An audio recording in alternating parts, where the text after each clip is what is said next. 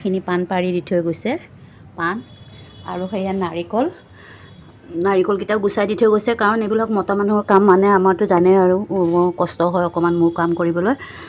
আৰু এইকেইটা তামোল আনিছোঁ এইকেইটা আচলতে সেই গোঁসাই আগত আগবঢ়াই দিয়াৰ কাৰণে খাবৰ কাৰণে আৰু বেলেগ আছে সেইখিনি আনিছোঁ দাদাজনে ধুনীয়াকৈ কৰি দি থৈ গৈছে বহুত লপাত কাটি দি থৈ গ'ল অকলেতো নোৱাৰোঁ একো কৰিব এইফালে চাকি তাকি ধুই দিলোঁ খৰাহী আজিকালি বহুত দাম হ'ল এইবিলাক তথাপিতো ভাল চাই আনিছোঁ দুটা খৰাহী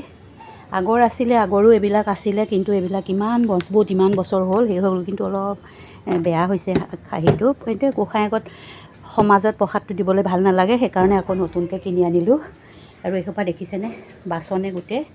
কাৰণ পূজাৰ বাচনখিনি অলপ বেলেগকৈ থোৱা হয়